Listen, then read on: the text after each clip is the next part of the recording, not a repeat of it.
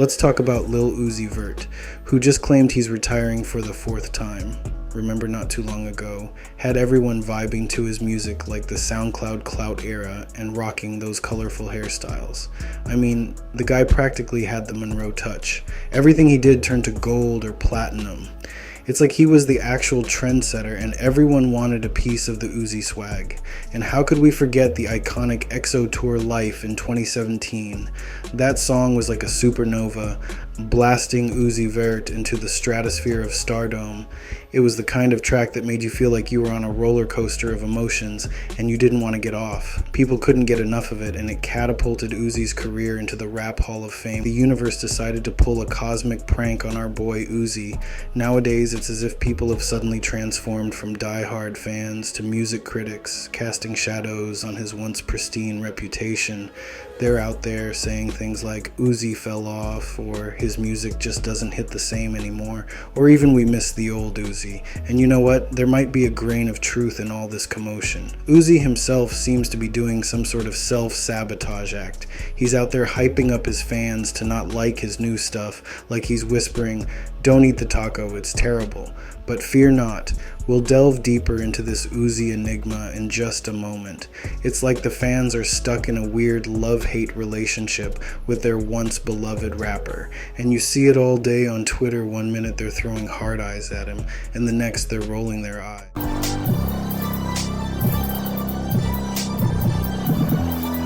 He started off with a project called Love Is Rage, and it was like a breath of fresh air in the world of trap. We're talking trippy trap beats, influenced by the likes of Chief Keef, and a sprinkle of Young Thug's Magic Dust. It was like the equivalent of stumbling into a neon-lit carnival, and everyone was invited to the party. But that was just the beginning for Uzi. He went on a mixtape spree, dropping tunes like There Was No Tomorrow. Lil Uzi Vert versus the World hit the streets, giving us gems like Money Longer that had folks bobbing their heads like those inflatable tube men you see at car dealerships. Then there was the Perfect Love tape, where he declared, "I do what I want." And honestly, who could blame him? It's like he was the equivalent of a rebellious teenager breaking all the rules. And let's not forget the moment he teamed up with Gucci Mane for a collab tape. 4 projects in less than a year. It's like Uzi was on a mission to flood the airwaves with his sound. In the late summer of 2017, he dropped Love Is Rage 2, and fans were ecstatic. It was like the grand finale of a fireworks show, and Uzi was the star of the night. But then something curious happened. Lil Uzi Vert decided to pull a disappearing act, leaving fans wondering where he'd vanished to. He started dropping loose singles on SoundCloud, and fans couldn't get enough of this new tease and release approach. After the long wait, he unleashed Eternal Attack. It was like waiting in line for the biggest roller coaster in the theme park, and finally getting that adrenaline rush. But hold on, Uzi, what's this? You've decided to keep fans on the edge of their seats, making them wait 3 long years for the pink tape. It's a bold move, especially when your last album sold 288K first week sales. And you're right, it's like the new trend in town. Other artists like Roddy Ricch tried it, but it didn't quite work out. People were like, "We love your music, but why are you making us wait like we're in line at the DMV?"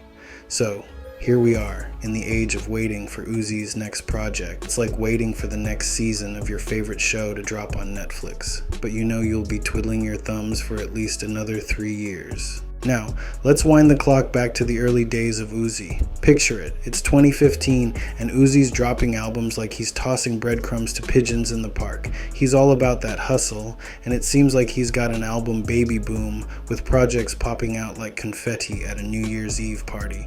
But here's the kicker. Fast forward to the last 5 years, and it's like he suddenly decided to be the music equivalent of a magician who never reveals his secrets. He drops an album, and poof, it disappears faster than a Houdini act. Take Eternal Attack, for example. Uzi thought some folks had mixed reactions, and instead of letting it marinate, he whips out a deluxe version called Lil Uzi Vert versus the World 2. It's like he's serving up dessert before you've even finished your main course. I mean, don't get me wrong, I'm all for a Uzi music buffet, but sometimes you can't help but wonder if he's hitting the next track button a bit too soon. And then he hits us with the Pluto X Baby Pluto collab with Future. For some listeners, Eternal Atake came and went faster than a summer fling, especially with Uzi dropping more music left and right.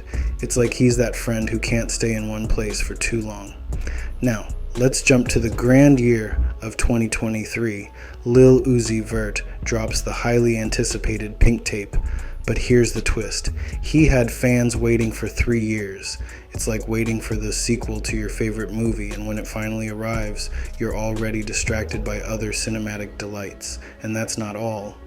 Uzi seemingly suffers from amnesia. He releases Pink Tape and then goes, "What album?" It's like he forgot it ever happened and immediately starts promoting 2 more projects. There's Barter 16, a homage to Young Thug's Barter 6, where he channels Young Thug's cadences. Sure, he didn't drop it because most of it leaked, but the tease was there.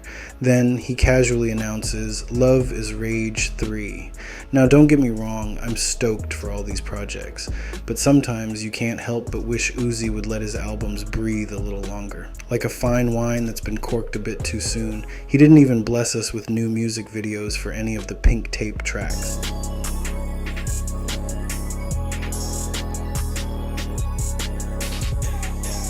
You see, Lil Uzi Vert was once the undisputed king of swag and youth appeal, and he had the game locked tighter than a bank vault. But things change, my friends, and it seems like the tables have done a 180-degree spin, and now it's Cardi who's holding the keys to the kingdom of youth culture.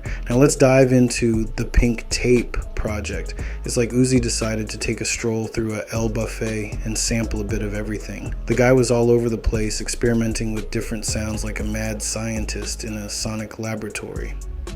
And here's where it gets interesting. He even delved into some metal territory. Yes, you heard that right. We've got Uzi going full on metal and unleashing some baby metal tracks. It's like he took the highway and veered into a completely different lane. But here's where the theory comes into play. Some folks think Uzi might be taking a page from Cardi's book. You see, Cardi had this thing going on with rock guitars in his concerts, and it seemed like Uzi decided, why stop at guitars? Let's go all out with metal tracks. It's like he turned up the dial to 11 and cranked out something even more headbanging. Some tracks on the Pink Tape had a whiff of Cardi's Whole Lotta Red. You've got songs like Amped Up, Suicide Doors, and That Fia that might just be cousins of Cardi's tracks. It's like Uzi swiped the blueprint and gave it a twist of his own. Uzi didn't stop there. He invited Carti's Lane Sini, Ken Carson, to produce one of our favorite tracks, X2. It's like he took a page from the If You Can't Beat 'Em, Join 'Em handbook.